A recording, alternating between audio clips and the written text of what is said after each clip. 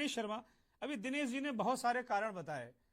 अभी इकोनॉमिस्ट थे, वो कह रहे हमारी इकोनॉमी इतनी बूम कर गई, हमारी जीडीपी इतनी बूम कर गई, हम विश्व में फ्रेजाइल 5 से टॉप 5 पर पहुंच गए, 4 ट्रिलियन हो गई, जापान चीन को हमने ऐसी तैसी कर दी, हम कहां पहुंच गए।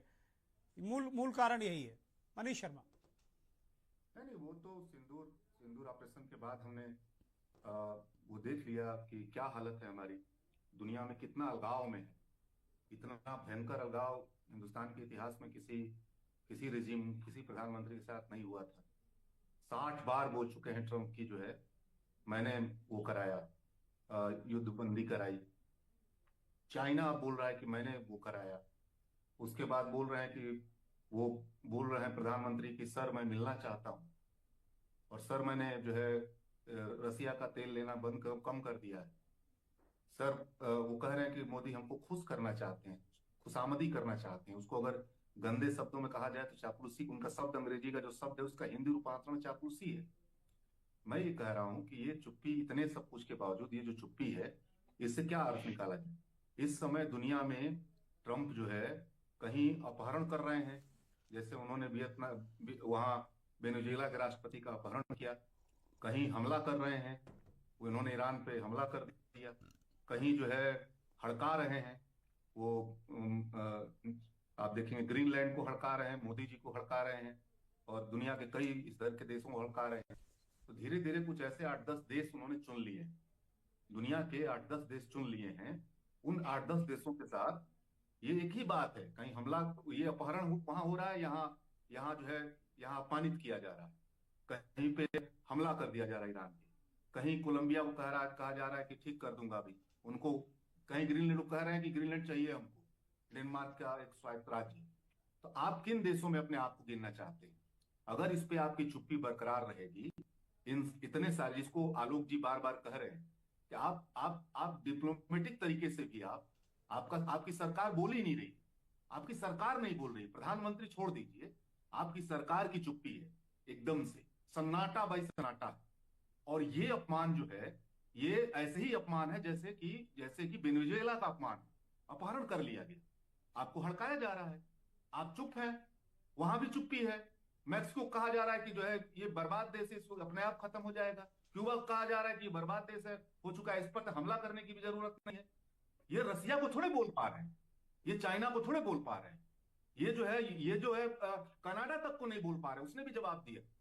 आप ध्यान दीजिए ना, मेरा यह कहना है कि आप किन देशों में गिना जाना चाहते हैं आने वाले समय में, मोदी जी किन देशों से अपनी तुलना करना चाहते हैं?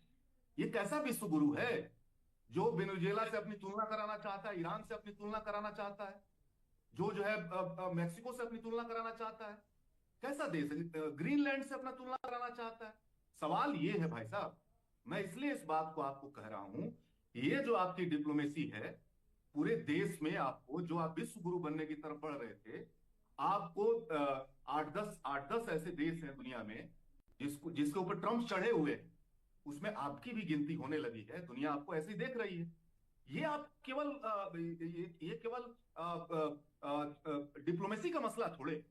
इसलिए मैं कह रहा हूं कि ये चयन करना है प्रधानमंत्री को, भारत के प्रधानमंत्री को, हमारे प्रधानमंत्री को ये चयन करना है कि वो रसिया, चाइना, यूरोप के कंट्रियों की तरह, अमेरिका की तरह अपने को गिना जाना चाहते हैं, या वेनेजुएला की तरह, ईरान की तरह, ग्रीनलैंड की तरह, मैक्सिको की तरह, क्यूबा की तरह, किस किस श्रेणी में अपने आप को रखना चाहते हैं? सवाल यहां है।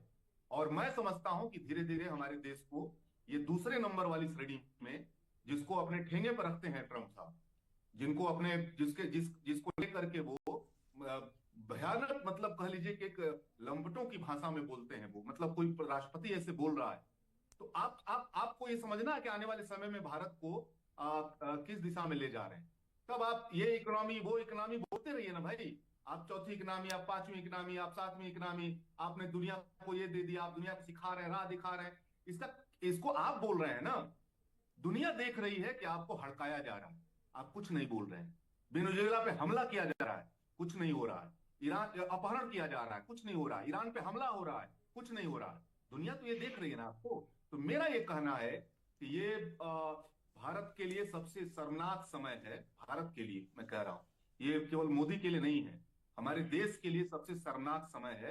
इसको समय रहते नहीं हल किया ठीक गया बात है। तो हम समझते हैं आने वाले समय में हमारे लिए बहुत ही ज्यादा अपमानजनक दौर शुरू होने वाला है।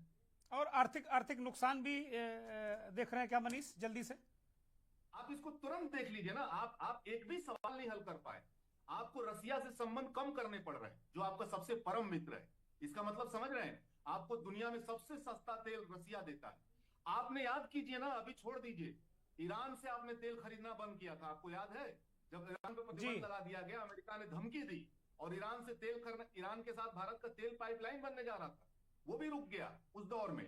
मैं आज की बात नहीं कर रहा हूं, मैं कर रहा हूं अमेरिका कैसे संचालित कर रहा है। आप सारे दुनिया भर से देशों से आपके ऊपर टैरिफ थोपी गई है, आपकी इंडस्ट्री पहले से बिलबिला रही है, वो बर्बाद हो जाएगी। कौन ठीक है मुकेश सिंह, बात कर रहे हैं? मुकेश सिंह, तो मैं देश की स्वाभिमान और देश की अर्थव्यवस्था दोनों दांव पे है मोदी जी के काल में, और यह हमारे लिए शर्मनाक विषय। मुकेश सिंह,